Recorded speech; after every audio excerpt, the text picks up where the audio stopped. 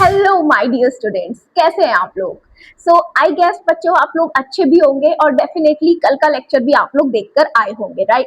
चलो तो भाई कल ना मैंने आपको एक इंटरेस्टिंग सी बात बताई थी कि इलेक्ट्रॉन को, भाई इलेक्ट्रॉनिक पार्टिकल है, वो पार्टिकल नेचर तो शो करेगा ही बच्चे, उसके साथ साथ वो आपका वेव नेचर भी शो करेगा। यानी सपोज अगर मैं उस पार्टिकल को एक इलेक्ट्रॉन मान लूं तो स्टूडेंट्स वो इलेक्ट्रॉन आपका पार्टिकल नेचर तो शो करेगा, उसके अलावा वो वेव नेचर भी शो करेगा, राइट। हाँ, तो मैं आपको क्या बोल रही हूँ, तो भाई I am just saying you one thing, क्या कि सपोज ये इलेक्ट्रॉन है एंड मैंने इसको अभी वेव की तरह मैं इसको ट्रीट कर रही हूँ, तो बच्चों ये एक वेव की तरह ट्रीट मतलब इस तरीके से हम इसकी वेव को दिखा सकते हैं। हाँ, तो मैंने कल आपको बताया था कि ये होता है एम्पलीट्यूड, है ना। हाँ, और इसी को मैंने बोला था क्या, जाई वेव फंक्शन, राइट। हाँ, फिर मैंने आपको बोला था कि भाई श्रोडिंगर जिन आए थे और उन्होंने आपको एक इक्वेशन दी थी एंड जिसको मैंने क्या बोला था भाई, उनका जो इक्वेशन था दैट वाज श्रोडिंगर इक्वेशन। बच्चे जब मैंने इसको सॉल्व किया बच्चे, तो मैंने देखा कि यहाँ से जैसे एक मैथमेटिकल इक्वेशन का बहुत सारे मल्टीपल सॉल्यूशन आते हैं, जैसे एक्स स्क्वायर बराबर 4, तो एक्स की वैल्यू +2 -2 कुछ भी मतलब दोनों हो सकती है। इसी तरीके से स्टूडेंट जब आप श्रोडिंगर इक्वेशन को सॉल्व करते हो तो यहाँ से मल्टीपल 1 2 3 नहीं बहुत सारे जाई की वैल्यूज आपको मिलती है। एंड मैंने ये चीज भी ऑब्जर्व करी कि भाई जो जाई है that is a function of R theta and phi, और ये तीनों के तीनों पोलर कोऑर्डिनेट्स में अपन पढ़ते हैं या स्फेरिकल कोऑर्डिनेट्स में, ये मैं आपको ऑलरेडी कल समझा चुकी हूँ, ठीक है। चलो तो भाई जाई आपको समझ में आ चुका है। अब मैं आपको आगे की बात बताती हूँ। मैंने ये भी बोला था कि जाई का कोई फिजिकल सिग्निफिकेंस नहीं होता and it's like a Google map वाला एग्जांपल याद हो कि एक गूगल मैप होता है आपकी, जैसे फ्रेंड का एक गूगल मैप हो सकता है, वैसे एक इलेक्ट्रॉन का गूगल मैप होता है जो कि उसकी सारी इंफॉर्मेशन रखता है। बच्चे एक चीज और बताती हूँ भाई, जिस तरीके से आप देखोगे ना कि ये मेरी वेव है, तो स्टूडेंट्स वेव, भैया ये वाला जो एम्पलीट्यूड है ना भाई, मैं इसको बोलूंगी कि ये ऊपर वाली जो वेव है ये पॉजिटिव फेज में है, जो कि जीरो के ऊपर है, और जो बच्चे जीरो के नीचे जितना वेव का पार्ट है that is in my negative phase. यानी कौन से वाला, ये वाला is in my negative phase. तो यानी कि मैम जो वेव फंक्शन होता है वो पॉजिटिव भी हो सकता है, नेगेटिव भी हो सकता है, और बच्चे जीरो भी हो सकता है। देखो इस पॉइंट पे आके जीरो हो जाएगा ना। हाँ, चलो तो आई थिंक ये चीज आपको समझ में आ गई होगी। ये वाला पॉइंट मैंने कल नहीं बताया था कि wave function can be positive, zero और नेगेटिव, ये मैंने आज बता दिया है। अभी देखो, अब मैंने आपको फिर एक बात और बताई थी कि भाई जब आप इस ये जो जाई है this is a function of R theta and phi. यहाँ पे आर क्या है, radial part of wave function, theta क्या है एंगुलर, और फाई भी क्या angular part of wave function. बच्चों मैंने आपको बोला था कि जब आप फर्दर इसको सॉल्व करते हो तो आप देखते हो कि यहाँ से आपको एन, एल और एम की वैल्यूज मिलती है, जिनको हमने क्या नाम दिया था, क्वांटम नंबर्स, राइट। हाँ, अब स्टूडेंट्स ये जो एनएलएम है, यानी कि हमने बोला था कि किसी इलेक्ट्रॉन की सारी इंफॉर्मेशन स्टूडेंट्स उसके जाई यानी वेव फंक्शन के पास है, एंड वेव फंक्शन को फर्दर फर्दर फर्दर जब सॉल्व करते चलोगे तो यू विल गेट एनएलएम, यानी कि सारी की सारी information is stored in the form of NLM, right. Yes, and इन्हीं को हमने बाद में क्या बोला था, क्वांटम नंबर्स। तो स्टूडेंट्स इतनी बात मैं आपको कल ऑलरेडी एक्सप्लेन कर चुकी थी, राइट। हाँ, तो अभी मैं ना आपको ये जो एनएलएम निकल के आए हैं, मैं आपको ना इनको डिटेल में समझाने वाली हूँ एग्जाम पॉइंट ऑफ व्यू से, प्लस इनके कॉन्सेप्ट क्या क्या आपके एग्जाम पर्पज से यूज होंगे, ठीक है। चलो भाई आ जाओ मेरे साथ। तो भाई देखो, सबसे पहले मेरे पास दिया है जो क्वांटम नंबर है दैट इज माय एन। भाई मैंने आपको यहाँ पे क्या चीज बोली थी, ध्यान से सुन लो। मैंने बोला देखो ये वाला जो क्वांटम नंबर है स्टूडेंट्स, यार एक सेकेंड,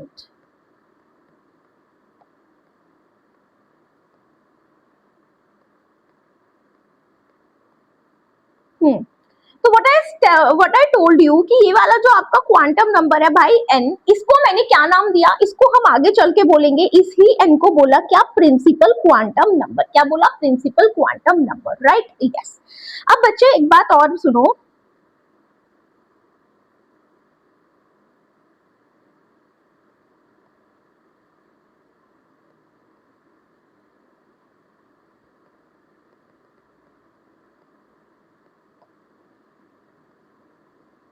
हाँ जी।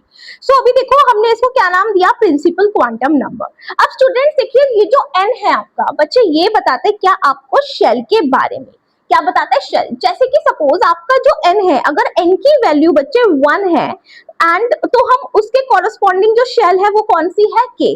जो 2 है उसके कॉरेस्पॉन्डिंग शेल है L, 3 m 4n and so on, ये सिलसिला आपका चलता ही रहेगा। ठीक है, ये चीज समझ में आई।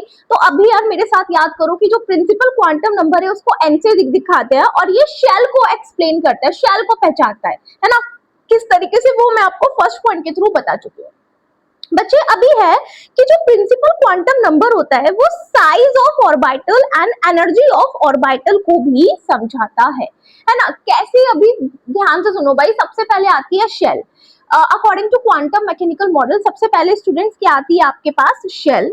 शेल के अंदर होती है सब शेल्स और सब शेल के अंदर कौन होता है, ऑर्बिटल्स। अब इसको समझो कैसे कि shell is my city. Shell क्या है मेरी, एक सेकेंड रुको, ऐसे समझो, यहाँ पे समझाती हूँ कि एक होती है शेल, फिर उसके बाद होती है क्या, सब शेल, एंड उसके बाद क्या होता है आपका, ऑर्बिटल। तो बच्चे जो मेरा शेल होता है भाई, that is my city, and जो सब शेल होता है students, that is what, that is my city के अंदर कौन होते हैं, मोहल्ले होते हैं ना, मोहल्लेस। एंड भाई मोहल्ले के अंदर क्या होता है, घर होते हैं लोगों के, घर, या भाई घर भी छोड़ो, मोहल्ला भी तो घर ही है। मोहल्ले के अंदर फिर घर हो, मतलब घर और मोहल्ला एक एक मान लो। एक काम करो, मोहल्ला हटाओ, हम इसको मान रहे हैं क्या, घर। सिटीज के अंदर घर है और घर के अंदर क्या होते हैं, रूम्स होते हैं। तो अब ऐसे समझो कि जो मेरा शेल है बच्चे, that is my city, and जो आपका सब शेल है दैट इज माय घर, and orbital is my room. ठीक है, इसको ऐसे समझो। अभी मैं आपको तीनों के तीनों चीजें एक्सप्लेन करूंगी। ठीक है, हाँ, तो भाई ध्यान से सुनो, अभी मैं इसको रब कर रही हूँ। हाँ जी, तो बच्चे प्रिंसिपल क्वांटम नंबर शेल बताता है, मैं एक्सप्लेन कर चुकी हूँ। हम इस पे देखिए, principal quantum number size of orbitals भी बताता है एंड उसकी एनर्जी भी बताता है ना। ये चीज ध्यान रखो कि जैसे जैसे एन प्रिंसिपल क्वांटम नंबर बढ़ेगा भाई, जैसे जैसे एन की वैल्यू स्टूडेंट्स बढ़ेगी, तो जो ऑर्बिटल या ऑर्बिटल का साइज भी बढ़ जाएगा, है ना। ये चीज आपको ध्यान रखनी है, एंड उसकी एनर्जी भी बढ़ जाएगी, राइट, यस। चलो अभी आगे बढ़ते हैं। नेक्स्ट बोलता है वो क्या, कि जो नंबर ऑफ, अच्छा ठीक है, अगर आपको किसी शेल के अंदर कितनी ऑर्बिटल्स हैं, जैसे किसी सिटी के अंदर कितने रूम्स हैं, वो निकालना है, यानी आपको किसी शेल के अंदर कितनी ऑर्बिटल्स हैं ये निकालना है, तो कैसे निकालोगे, एन स्क्वायर। जैसे सपोज स्टूडेंट्स मैंने बोला कि भाई एन बराबर दिया है क्या आपको, 2, मैंने बोल दिया now you just calculate number of orbitals. तो कैसे निकालोगे बताओ, अभी क्या बताया मैंने, एन स्क्वायर से। तो भाई कैसे बोलेंगे कि मैम नंबर ऑफ ऑर्बिटल्स कितनी आएंगी, एन का square which is equal to 2 का स्क्वायर बराबर 4। तो हमारी कितनी ऑर्बिटल्स आएंगे, सेकंड शेल में 4 ऑर्बिटल्स आएंगे। ठीक है, हाँ चलो ये चीज क्लियर है। अब नेक्स्ट देखो, नेक्स्ट कहता है the maximum number of electron present in shell is equal to 2n square. तो स्टूडेंट्स याद है ना, पिछली क्लास में बताया था कि ऑर्बिटल के अंदर ही इलेक्ट्रॉन प्रेजेंट होते हैं, वो याद है ना कि 90%, नियरली 90% अगर वहां पे प्रोबेबिलिटी है, तो वही ऑर्बिटल बाउंड्री सरफेस डायग्राम के थ्रू समझाया था, राइट। हाँ, तो स्टूडेंट्स अब यहाँ पे क्या चीज ध्यान रखनी है कि भाई जो किसी भी शेल के अंदर जो मैक्सिमम नंबर ऑफ इलेक्ट्रॉन्स है वो कितने जाएंगे, 2n स्क्वायर। यानी कोई आपको बोल दे कि भाई आपको ना इसी शेल के अंदर, यही वाली जो आपकी शेल है भाई, इसी के अंदर क्या निकाल दो, इलेक्ट्रॉन्स भी कैलकुलेट कर दो, तो क्या बोलोगे, 2n का स्क्वायर। यानी मैम आपने n स्क्वायर तो ऊपर 4 निकाल लिया था, मल्टीप्लाइड बाय 2, यानी कि इसके अंदर कितने इलेक्ट्रॉन्स आएंगे स्टूडेंट्स, 8 इलेक्ट्रॉन्स आने वाले। क्लियर है ना इतनी बात। चलो तो बच्चे अभी आगे बढ़ते हैं। Now we have second one which is saying, क्या बोल रहा है सेकंड वन, हाँ जी, तो it's saying it's a azimuthal quantum number. क्या है ये, एजीमुथल क्वांटम नंबर। बच्चे इसको हम रिप्रेजेंट करेंगे किससे, एल से, किससे, एल से। हाँ बच्चे अब ध्यान से सुन लो, इसके दो नाम और हैं, एक तो ऑर्बिटल एंगुलर मोमेंटम भी इसको बोल सकते हैं, एंड सब्सिडियरी एंगुलर मोमेंटम। ठीक है, अब भाई सबसे पहले सुनो, जैसे कि जो मेरा एन था, जो मैंने अभी आपको एन पढ़ाया था, एन क्या है, प्रिंसिपल क्वांटम नंबर। एन क्या है मेरा, प्रिंसिपल क्वांटम नंबर। इस ये जो एन है ये क्या बताता है मेरे को, शेल के बारे में, है ना, साइज के बारे में और एनर्जी है ना। अगर एन बढ़ा तो साइज भी बढ़ेगा, एनर्जी भी बढ़ेगी, और ये बेसिकली आपको शेल के बारे में एक्सप्लेन करता है। तो कोई भी आपसे पूछे कि जो एन है ये क्या बताता है, तो आप क्या बोलोगे, ये शेल को बताता है, ये हमें टाइप ऑफ शेल बताता है। इसी तरीके स्टूडेंट्स, जो मेरा एजीमुथल क्वांटम नंबर है, कौन, एजीमुथल क्वांटम नंबर, बच्चे ये किसको बताता है, ऑर्बिटल की शेप को, कि उस सिटी के अंदर जो घर है वो कैसे बने हुए हैं, है ना। दैट इज क्या बताता है, ये शेप ऑफ एन ऑर्बिटल। तो अभी मेरे साथ ये याद कर लो कि ये shape of N orbital explain करता है। बच्चे इसकी वैल्यूज जो होती है ना, कि जैसे भाई एन की जो वैल्यू है ना वो कुछ भी हो सकती है, 1 2 3 4 एंड इनफाइनाइट तक, है ना। एन की वैल्यूज कुछ भी हो सकती है। बच्चे यहाँ पे जो इसकी जो वैल्यूज है भाई, इसकी वैल्यूज रहेंगी 0 से n-1 तक। कहां से, 0 से n-1। कैसे, जैसे मैंने आपको बोला कि इफ आई सेड कि इफ n बराबर 2 है तो आप मुझे l क्या कैलकुलेट करो, कैलकुलेट l, है ना, कैलकुलेट l। तो कैसे निकालोगे, अभी मैंने आपको बताया कि इसको निकालने के लिए 0 से n-1 तक की इसकी वैल्यूज रहेंगी, यानी 0 से n कितना है, 2-1, तो 0 से 1 यानी कि 0,1 की। अब जो n इज इक्वल टू 2 है स्टूडेंट, जो n इज इक्वल टू 2 है उसमें l की कौन कौन सी वैल्यू है, 0 और 1, ठीक है। तो लिख लो यहाँ पे कि n इज इक्वल टू 2 पे l क्या क्या हो सकता है, 0 और 1, ठीक है। चलो ये बात भी क्लियर हो गई। Now number of subshells present in nth shell, हाँ जी। तो बच्चे ये ना आपको और क्या बताता है, ये आपको सबशेल के बारे में भी बताता है, ये आपको ऑर्बिटल की शेप या सबशेल के बारे में भी बताता है। ये अगर आपसे बोले कि भाई nth कोई शेल है उसमें सबशेल कैलकुलेट करो, तो n ही सबशेल आएंगी। जैसे मैंने बोला सेकंड सबशेल, सेकंड कोई शेल है, क्या बोला मैंने बोला कि n इज इक्वल टू 2 है, n इज इक्वल टू 2 है, तो बताओ इसमें कितनी सबशेल होंगी, इसमें आप क्या निकालो, सबशेल्स निकालो। तो क्या बोलोगे मैम, 2 ही सबशेल आ जाएंगी। जितनी शेल होती है ना बच्चे उतनी ही सबशेल भी होती है। मैंने कहा n इज इक्वल टू 3 में बताओ कितनी सबशेल होंगी, तो क्या बोलोगे कि मैम सबशेल कितनी आएगी, अभी 3 ही आने वाली है, ठीक है। आई थिंक ये वाला पॉइंट भी क्लियर है, ये भी तीनों पॉइंट क्लियर है। अब देखो कि हर सबशेल के कॉरस्पॉन्डिंग बच्चे एक मतलब एजीमुथल क्वांटम नंबर दिया हुआ है। ऐसे समझो कि जैसे कि ये है एजीमुथल क्वांटम नंबर एल ही तो एजीमुथल क्वांटम नंबर है, तो भाई उनके कॉरस्पॉन्डिंग सबशेल्स दी हुई हैं। जैसे अगर 0 है तो उसके कॉरस्पॉन्डिंग सबशेल होगी s। चलो मैं ना लिख के बताती हूँ आपको ये वाला पॉइंट। जैसे भाई ऐसे समझो कि L की वैल्यू 0 1 2 3 4 5 कुछ भी हो सकती है, तो इसके कॉरस्पॉन्डिंग इन्होंने ना सबशेल्स असाइन कर दिए। तो भाई सबशेल्स कैसे निकालोगे इसके बताओ, तो 0 के corresponding S P D F G H and so on. तो बच्चे ये क्या है, आपकी सबशेल, और यही चीज मैंने यहाँ पे नोट की हुई है, ये देख लो आप, ठीक है। Please focus it, it's very important. आगे मैं आपको भी क्वेश्चन कराऊंगी, पीवाईक्यूज कराऊंगी, तब आपको समझ में आएगा कितना जरूरी पोर्शन करा रही हूँ मैं आपको, ठीक है। तो ध्यान रखना कि भाई हर एजीमुथल क्वांटम नंबर के कॉरस्पॉन्डिंग कुछ सबशेल्स दी हुई है, उनके आपको नाम याद रखने हैं कि 0 के कॉरस्पॉन्डिंग S है, 1 के कॉरस्पॉन्डिंग P है एंड सो ऑन, ठीक है। चलो now let's move ahead students. तो देखो ध्यान से सुनो भाई, एक बात बताओ मेरे को, सपोज मैंने आपको बोला कि n की जो वैल्यू है, क्या बोला मैंने आपको कि जो n की वैल्यू है वो क्या है, n l और सबशेल कैसे लिखते हैं मैं आपको पहले वो सिखाती हूँ।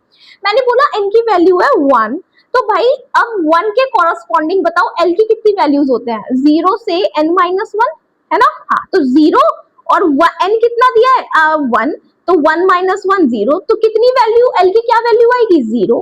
बच्चे 2 पे बताओ l की क्या वैल्यू आएगी, ये बात की बात तो क्लियर हो गई। अगर n की वैल्यू 2 है तो l की क्या वैल्यूज आएंगी, तो 0, 1, है ना।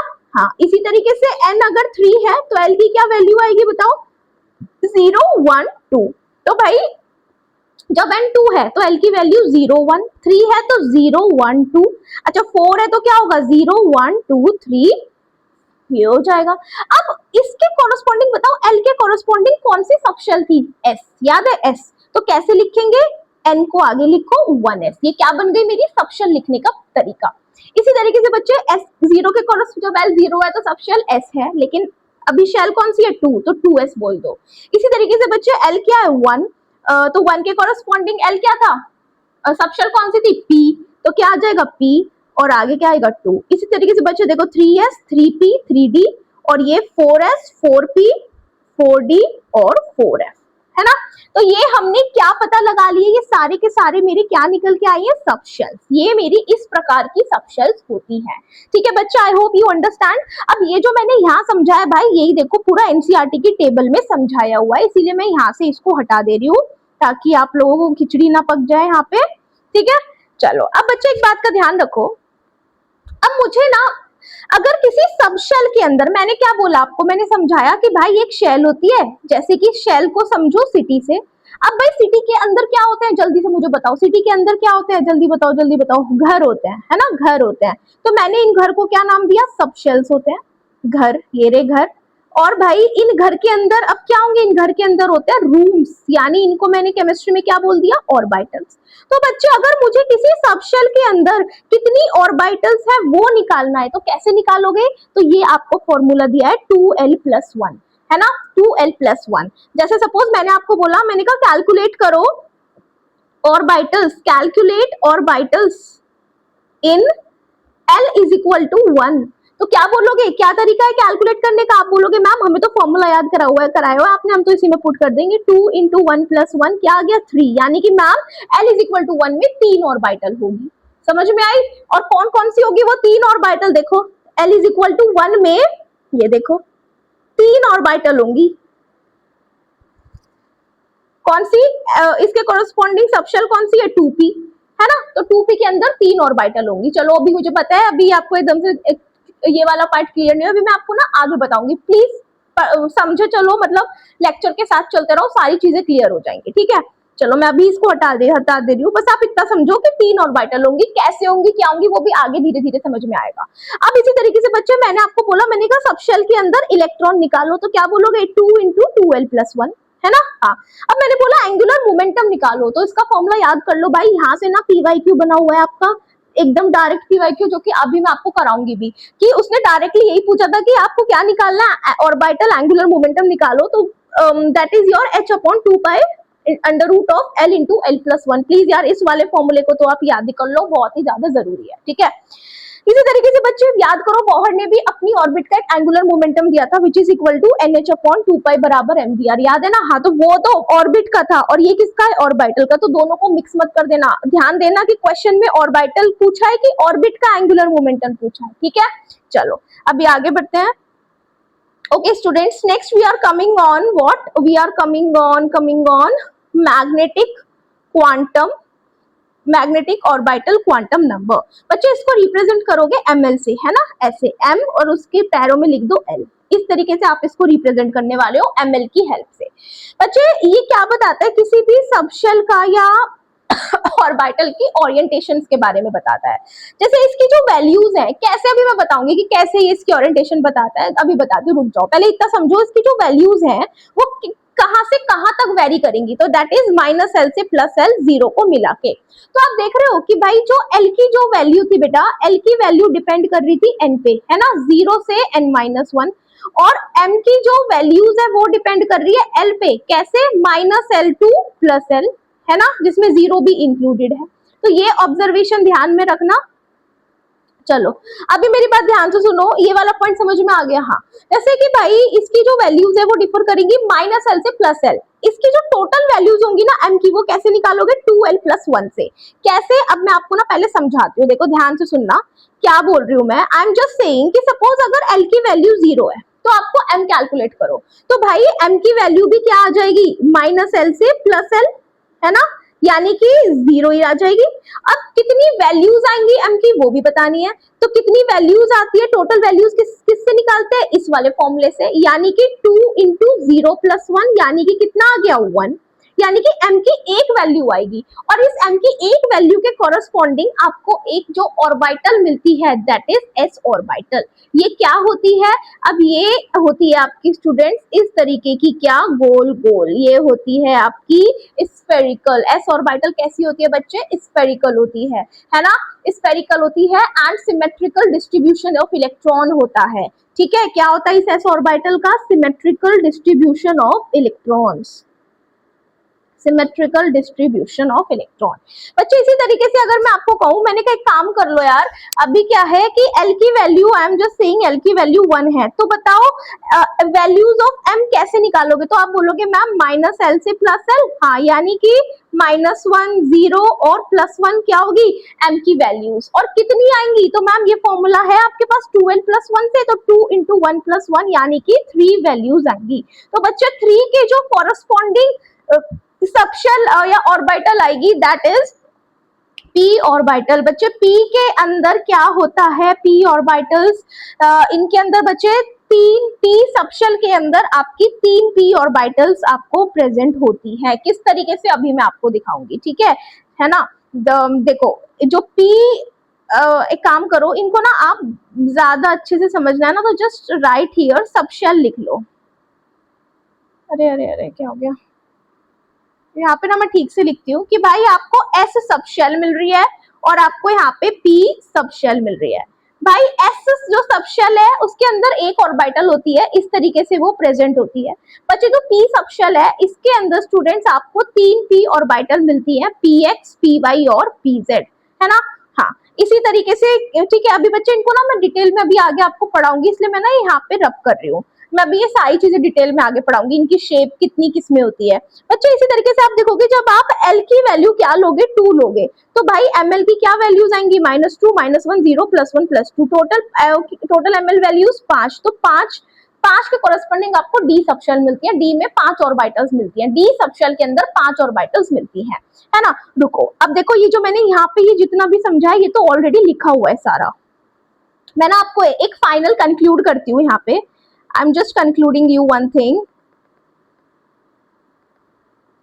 देखो ध्यान से सुनो, एक चीज बोलती हूँ मैं आपको, बस इतना ध्यान रखो कि जब आपका L की वैल्यू 0 है तो आपको S सबशेल मिलती है और उसके अंदर एक ही ऑर्बिटल होती है।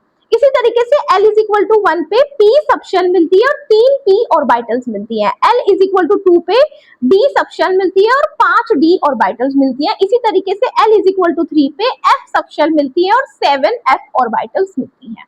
अभी मैं आपको ना ये क्या लिखी है मैंने यहाँ पे? ऑर्बिटल्स, ये सारी ऑर्बिटल्स है और ये सारी सबशेल्स है। अभी मैं इनको ना, इनकी आपको सबकी शेप भी बताऊंगी कि इन ऑर्बिटल्स की सबकी शेप कैसी है। कि ये जो 1s ऑर्बिटल है, 3s orbital, 5d orbital, sorry ये 3p ऑर्बिटल, 5d ऑर्बिटल और 7f ऑर्बिटल, इन सबकी आपको भी शेप भी समझाती हूँ, ठीक है? हाँ, तो भाई अब आप ये भी देख लो। देखो ये जो चीज मैंने आपको यहाँ पे समझाई है ना, ये भी देखो मैं लिख कर लाई हूँ आप लोगों के लिए। क्या लिखा है कि जब L की वैल्यू 0 है तो सबशेल S है, ऑर्बिटल 1 मिलती है। L 1 है तो सबशेल P है तो ऑर्बिटल 3, D पे 5 ऑर्बिटल, F में 7, G में 9 ऑर्बिटल और H में 11 ऑर्बिटल। बच्चे ये आपकी पूरी की पूरी एनसीईआरटी की टेबल्स में सारी उठा के लाती हूँ, ताकि जब आप एनसीईआरटी खोलो तो आपको एनसीईआरटी ना ऐसे ना लगे कि भाई ये तो अजनबी सी एनसीईआरटी, कभी मतलब ये तो ये पढ़ ये नहीं पढ़ा, ये नहीं पढ़ा, इसलिए आई ऐड मेनी थिंग्स। चलो, तो आई थिंक ये समझ में आ गया होगा। अभी आगे बढ़ते हैं। तो बच्चे ध्यान रखना कि श्रोडिंगर की इक्वेशन से, क्या बोल रही हूँ मैं? I am just telling you कि जब आप श्रोडिंगर इक्वेशन को सॉल्व करते हो तो वहां पे जो जाई आता है that is a function of r, theta and phi. And student जब आप इसको फर्दर सॉल्व करते हो तो आपको सिर्फ NLM यानी कि यहाँ से श्रोडिंगर इक्वेशन से बच्चे 3 क्वांटम नंबर ही आपको मिलते हैं। लेकिन बाद में बच्चे हमें पता चला कि हमें ना एक और क्वांटम नंबर चाहिए, and that was my 4th quantum number which is spin quantum number, है ना? इसका श्रोडिंगर ने कुछ इसका डिस्कवरी नहीं किया था, ये बाद में डिस्कवर हुआ था, बहुत बाद में। अब ये होता क्या है ये मैं आपको अभी इधर ही बता रही हूँ, लेकिन ध्यान रखना कि भाई जो श्रोडिंगर था, श्रोडिंगर ने तो सिर्फ हमें N, L और M के बारे में समझाया था, ठीक है? चलिए, तो फिर ये स्पिन क्वांटम नंबर, ये it's not a part of Schrodinger equation. क्या बोला? Spin quantum number is not a part of Schrodinger equation. And ये भी बच्चे कहीं ना कहीं आपको ये वाला पॉइंट भी PYQ की फॉर्म में डेफिनेटली मिलने ही वाला है, ठीक है? चलो अभी आगे बढ़ते हैं।